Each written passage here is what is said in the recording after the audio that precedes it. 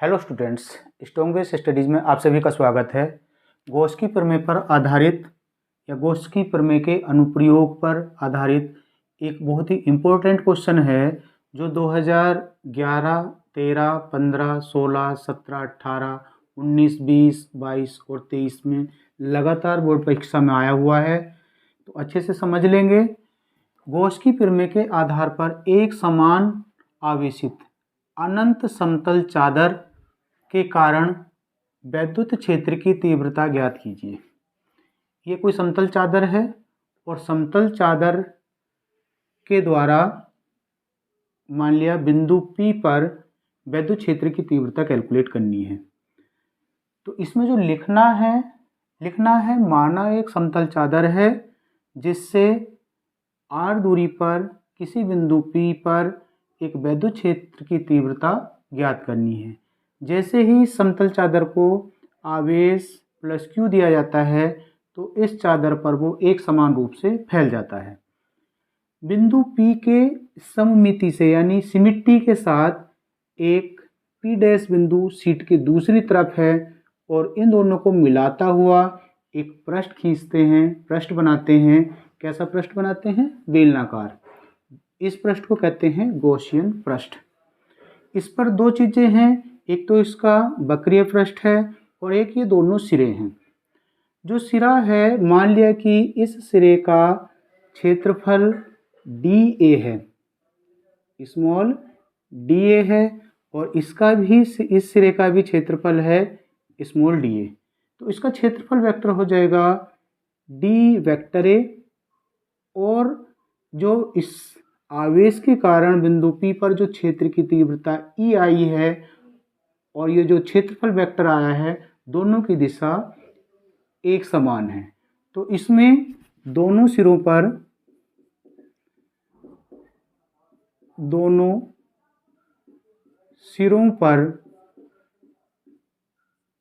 वैद्युत और फ्लक्स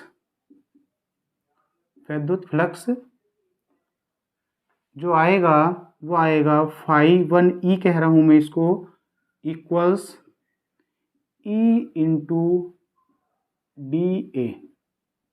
पहले सिरे से इतना ही आएगा, दूसरे सिरे से E इंटू dA।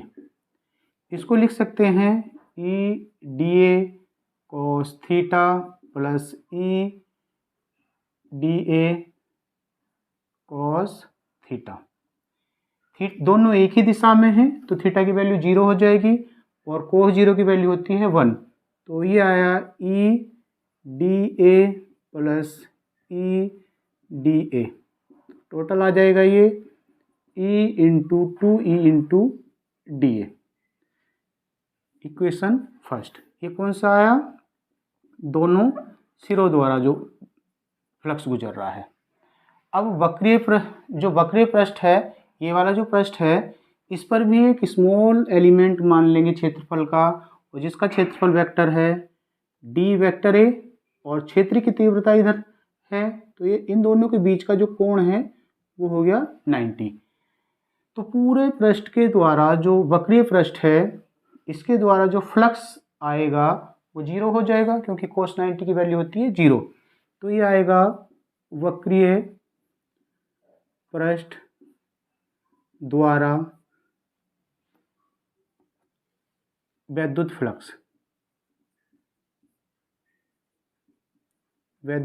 फ्लक्स। इसको मान लिया phi2e equals E into dA और ये आ जाएगा E dA cos 90 और ये आ जाएगा implies that phi2e इक्वल्स 0। संपूर्ण पृष्ठ द्वारा निकलने वाला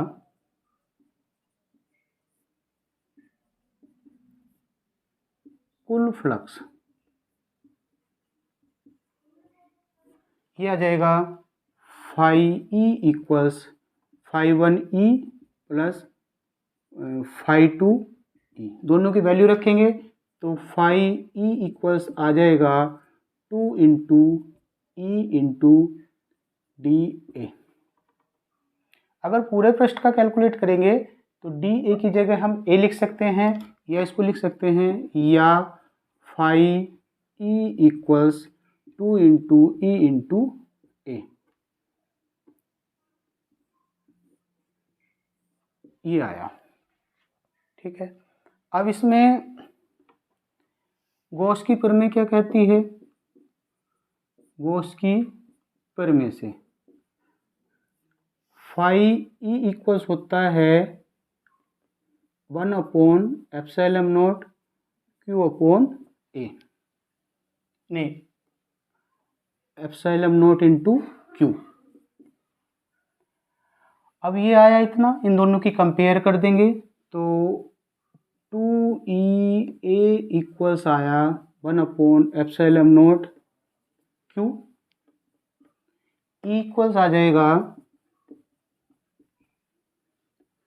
1 अपॉन एप्सिलॉन नॉट, 2 इसके साथ है ही, अपॉन 2 यहाँ लिख लेंगे a, 2a अपॉन में आ गया।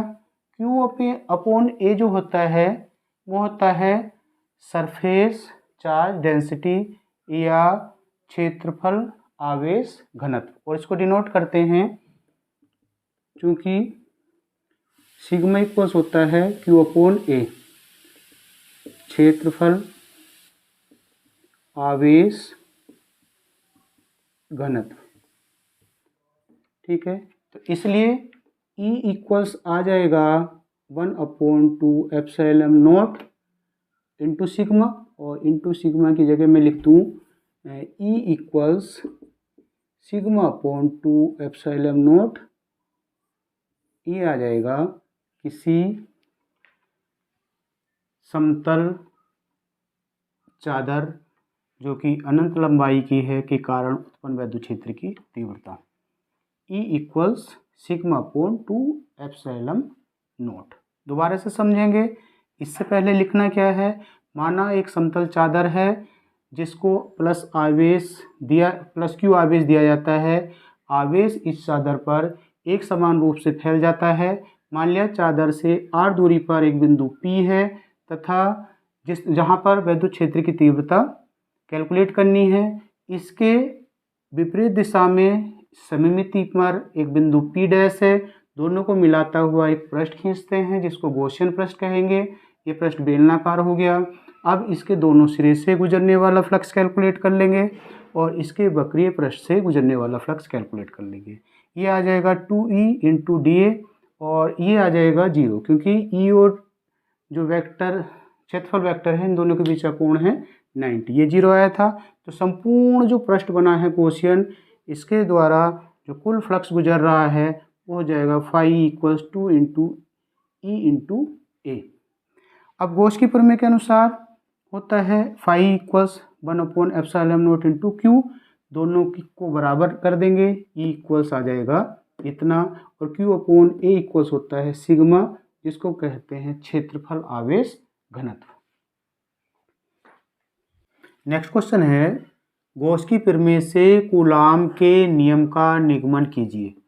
2018, 20 और 22 में ये आया हुआ क्वेश्चन है, अच्छा क्वेश्चन है।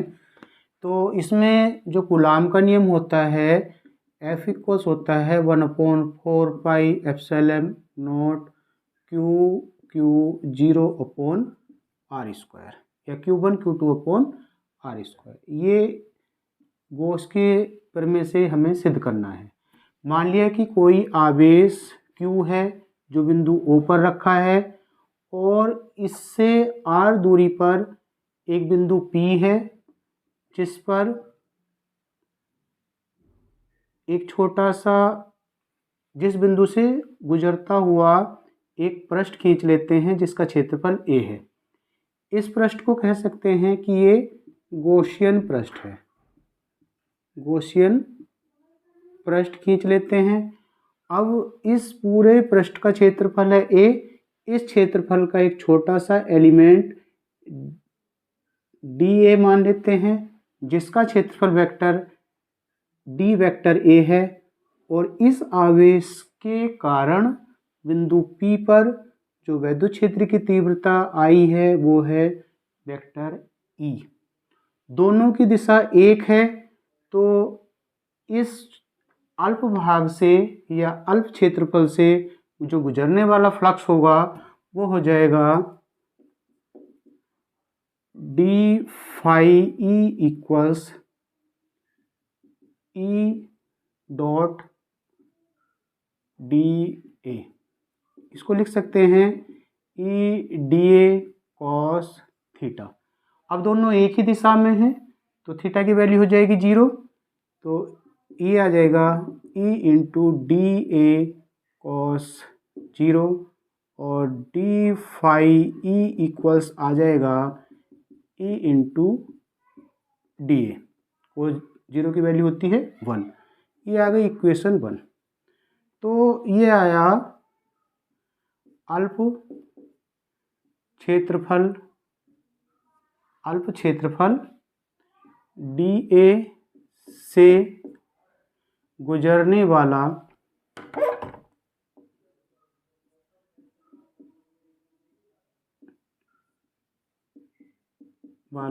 फ्लक्स। अगर हम इस तरह के एलिमेंट और इस क्षेत्रफल में मान लेंगे तो क्या करेंगे, इस एक समीकरण का इंटीग्रेशन कर देंगे। कैसा इंटीग्रेशन? Surface integration. तो संपूर्ण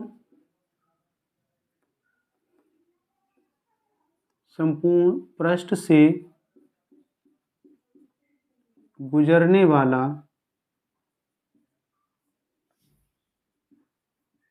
कुल फ्लक्स, ये आ जाएगा sign of integration d phi E equals sign of integration E into d A. ये आ जाएगा phi E equals E into sign of integration d A. D A की वैल्यू होती है 4 पाई आर स्क्वायर, इसका क्षेत्रफल। तो ये आ जाएगा फाई ई इक्वल्स आ जाएगा E into 4 pi r square, 4 pi r square. ये आया इक्वेशन नंबर 2। गॉस की प्रमेय से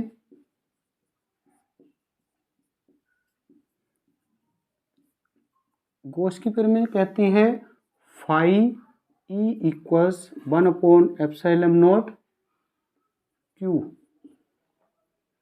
ये आई इक्वेशन नंबर 3। समीकरण 2 व 3 से, समीकरण 2 और 3 से क्या आ जाएगा, ये आ जाएगा E equals 1/4 pi epsilon not Q upon r square. ये आ गया। अब इसमें यदि बिंदु P पर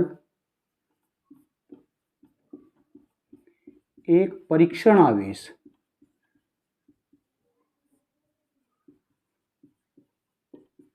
Q0, एक परीक्षण आवेश Q0 या Q0 रखा हो, तब F इक्वल्स होगा E इंटू Q0। E की वैल्यू उठा करके यहाँ रख देंगे, तो इसलिए F इक्वल्स आ जाएगा 1/4 pi epsilon not Q0 upon r square. यही है किसका नियम? कूलाम का नियम। कूलाम का नियम है। तो इस तरह से गॉस की प्रमेय से कूलाम के नियम का निगमन हो जाता है। फिर दोबारा से समझेंगे। मान लिया कि एक आवेश Q है जो बिंदु O पर रखा है, इससे r दूरी पर बिंदु P पर एक गॉसियन पृष्ठ r त्रिज्या का खींचते हैं तथा इस पृष्ठ का पूरे का क्षेत्रफल A है, तो इसका एक अल्प क्षेत्रफल DA ले लेते हैं जो पॉइंट P पर है और इसका क्षेत्रफल वेक्टर डी वेक्टर ए और आवेश Q के कारण वैद्युत क्षेत्र की तीव्रता वेक्टर E दोनों ही एक दिशा में है। तो इस स्मॉल एलिमेंट या छोटे क्षेत्रफल से या क्षेत्रफल के भाग से गुजरने वाला जो फ्लक्स हो जाएगा वो हो जाएगा d phi equals into d A. दोनों की दिशा एक है इसलिए कोस जीरो की वैल्यू आ जाएगी 1। इक्वेशन फर्स्ट आ गई। अब पूरे पृष्ठ से गुजरने वाला फ्लक्स, इस समीकरण को क्या करेंगे, इंटीग्रेट कर देंगे और यहाँ आ जाएगा फाई इक्वल्स यहाँ इसका पूरे का क्षेत्रफल और क्षेत्रफल हो जाएगा 4 पाई आर स्क्वायर। तो पूरे पृष्ठ से गुजरने वाला फ्लक्स ये आया और गॉस की प्रमेय कहती है फ्लक्स फाई ई इक्वल्स होता है 1/ε0 इंटू क्यू। समीकरण 3 और 2 की क्या करेंगे, कंपेयर कर देंगे और कंपेयर करने के बाद ई इक्वल्स इतना आ जाएगा। अब ये जो क्षेत्र की तीव्रता इस बिंदु पर आई है वो इतनी आ गई।